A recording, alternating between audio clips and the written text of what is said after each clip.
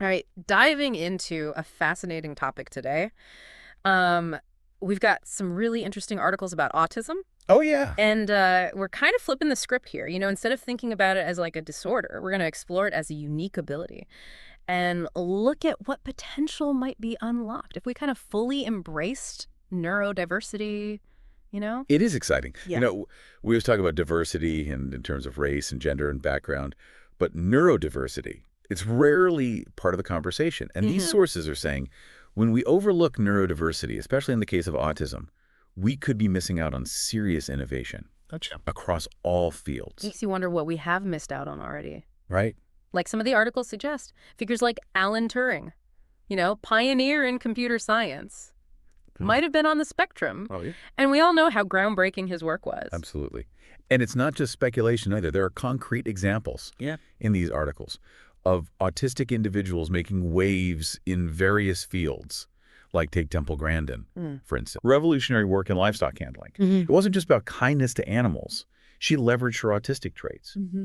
to understand animal behavior Mm. in a way that no one else had. And that's a good point.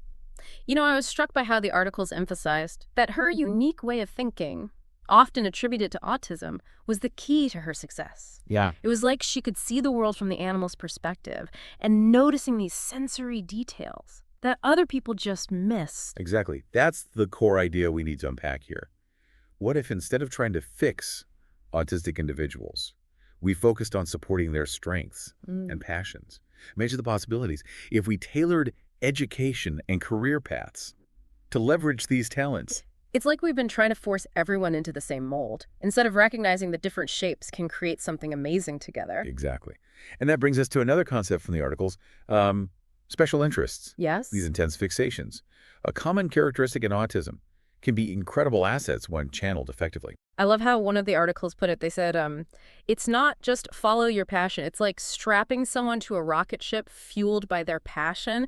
I love that Yeah. the energy that Yeah. autistic individuals bring to those special interests can lead to remarkable achievements. Absolutely. Think about it. A child fascinated by maps might excel in geography or urban planning. Someone obsessed with numbers could revolutionize data analysis or financial modeling. The key is to create environments where these passions are nurtured, not stifled. So how do we bridge that gap between recognizing the potential and actually creating these supportive environments? The article seemed to say that a major shift in societal attitudes is needed. You're right.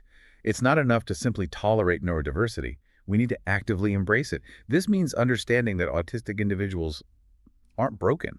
Their brains are just wired differently, and that difference can be a source of incredible strength and innovation. So it's about recognizing the value of different ways of thinking, almost like adding a new dimension to problem solving. That's a great analogy. We often talk about thinking outside the box, but autistic individuals might actually be operating in a whole different box altogether. Their unique perspective can help us see solutions that we might otherwise miss. This all sounds incredibly promising, but I'm curious, do the articles address any challenges associated with supporting neurodiversity? It can't all be smooth sailing, can it? You're right. There are definitely challenges. One of the biggest is overcoming the stigma that still surrounds autism.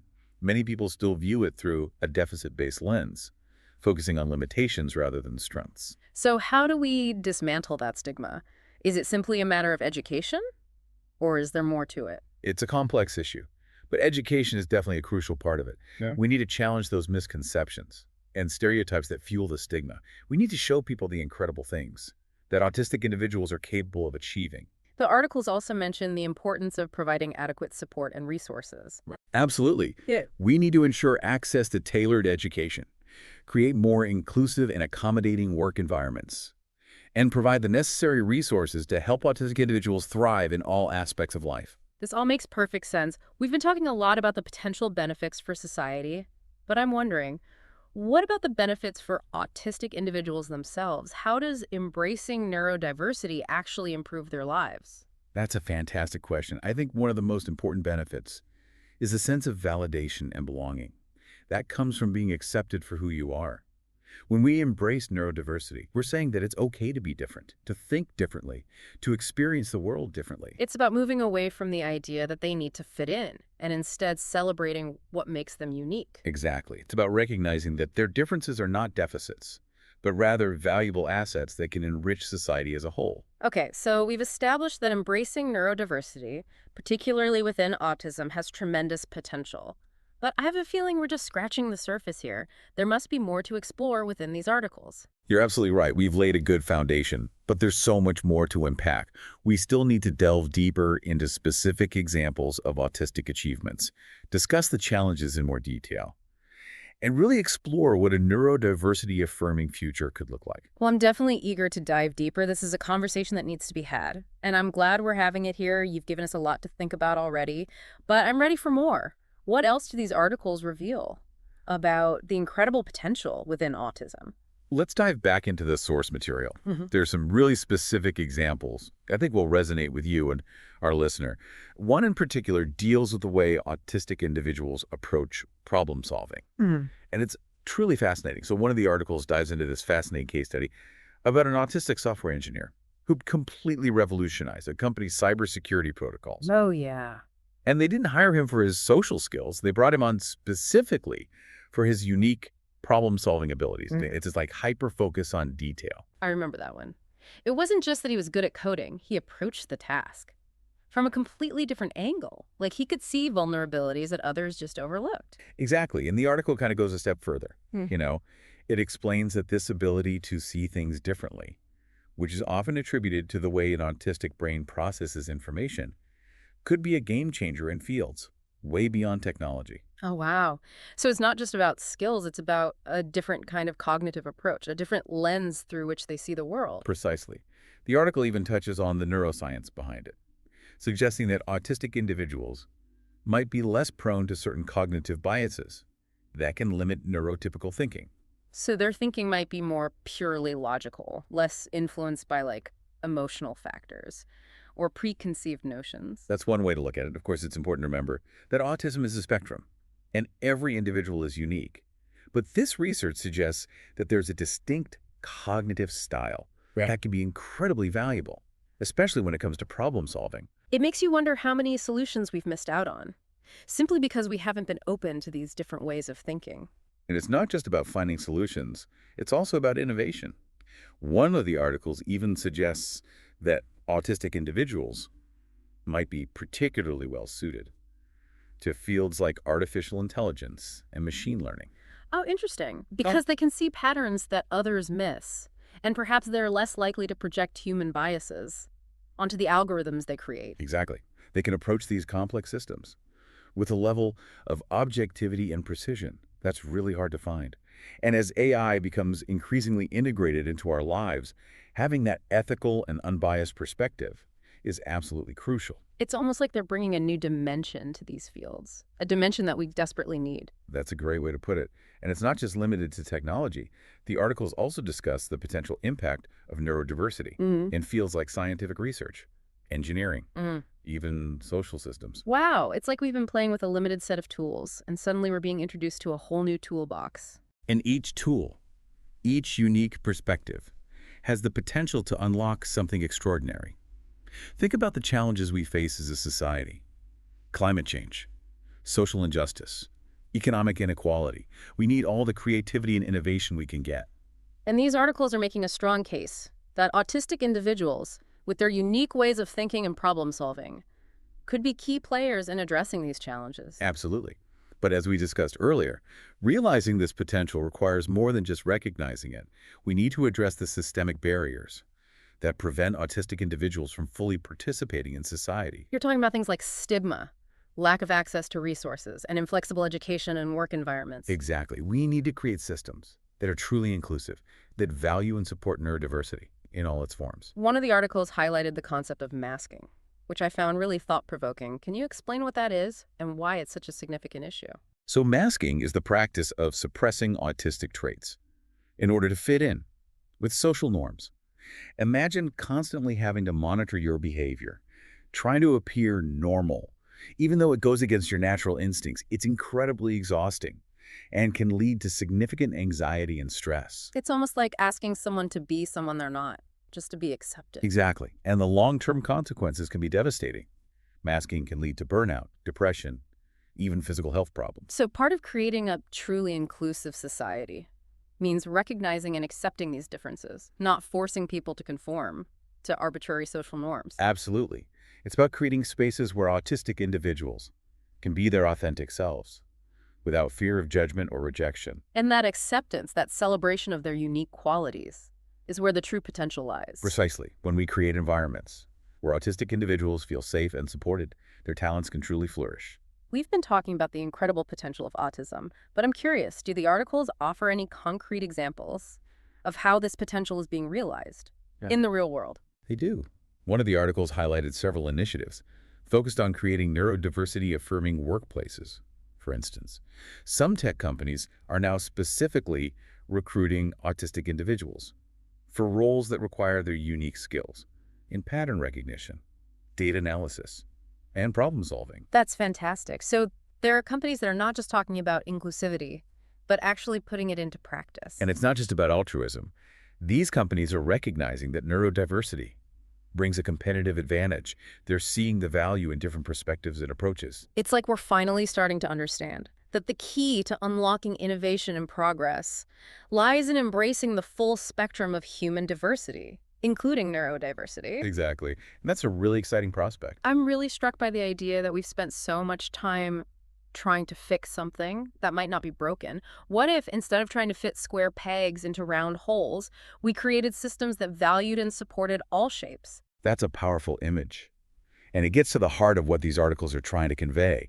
We need to shift our perspective from one of deficit to one of possibility. I completely agree. But I'm wondering, do the articles offer any insights into how we can actually make that shift happen? It's one thing to talk about embracing neurodiversity, but it's another thing to put it into practice on a societal level. That's a great question. And it's something the articles address head on. They provide a roadmap, so to speak, outlining steps we can take to create a more inclusive and neurodiversity-affirming world. And one of the most important steps involves challenging our deeply ingrained assumptions about what's normal. Yeah, it seems like we often define normal, like based on what's most common. But these articles are really challenging that idea. Like maybe we've been too quick to label differences as deficits, especially when it comes to neurodiversity. Absolutely. One of the articles had this brilliant analogy comparing neurodiversity to biodiversity. In an ecosystem, just as a healthy ecosystem thrives on a variety of species, a healthy society thrives on a variety of minds. Makes so much sense. Trying to force everyone into the same mold not only stifles individuality, but it also limits our collective potential. Exactly.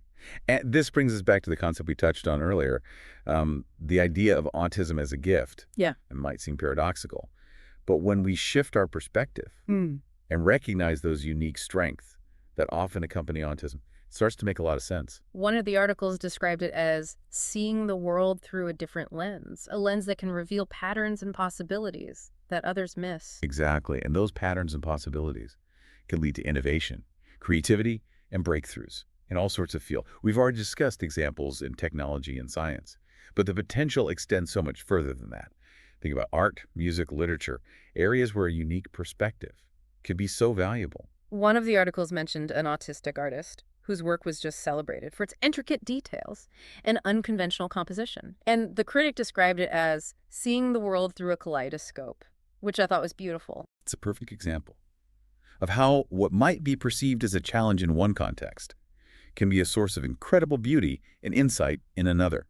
Yeah, it's like we need to retrain our brains to see the strengths instead of focusing on the perceived deficits. That's a great way to put it. It's about shifting our focus from what autistic individuals might struggle with to what they excel at, what makes them unique, what they can bring to the table that no one else can add. I'm starting to understand that embracing neurodiversity isn't just about being kind or inclusive. It's about recognizing a valuable untapped resource that can benefit society as a whole. That's a crucial insight.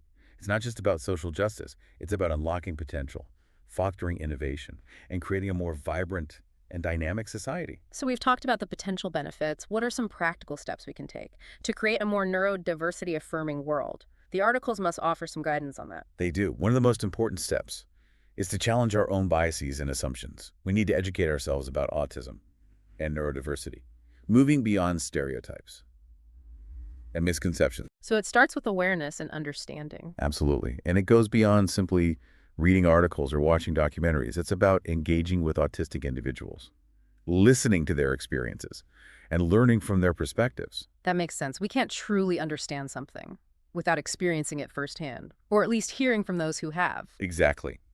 And from there, we can start to make changes in our own spheres of influence.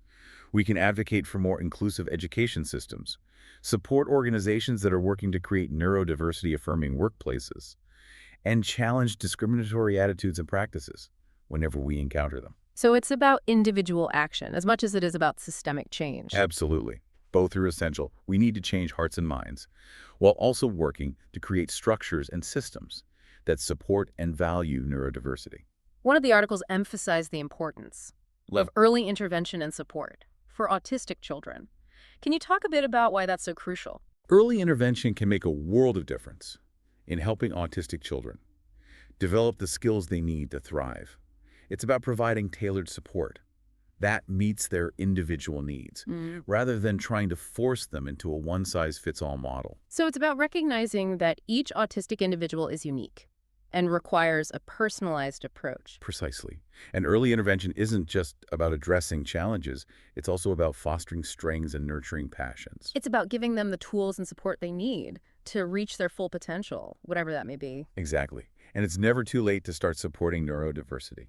Whether we're talking about children or adults, the key is to create environments where everyone feels valued, respected, and empowered to contribute their unique talents. I think this deep dive has been incredibly eye-opening. You've helped me see autism and neurodiversity in a whole new light, not as something to be feared or fixed, but as a source of incredible potential and beauty. I'm glad to hear that. It's been a fascinating conversation, and I hope it sparked some new ideas and perspectives for our listener as well. I have a feeling it has. We've covered a lot of ground today.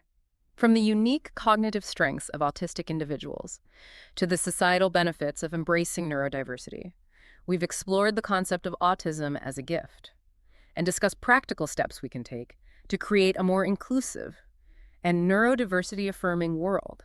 We've challenged conventional thinking and opened up a new way of looking at human potential, recognizing that difference isn't a deficit, but rather a source of incredible strength and innovation. I think the most important takeaway for me is that we need to shift our perspective from one of limitation to one of possibility. Instead of asking what's wrong, we should be asking what's possible. That's a perfect way to sum it up.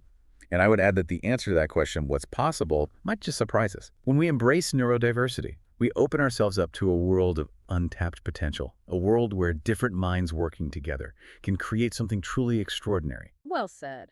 And on that note, we'll leave our listener with a final thought. What if the key to solving some of the world's most pressing challenges lies in embracing the minds that think differently? We encourage you to continue exploring this topic, learning from autistic voices, and challenging your own assumptions about what's normal. The world needs all kinds of minds, and that's what makes it beautiful.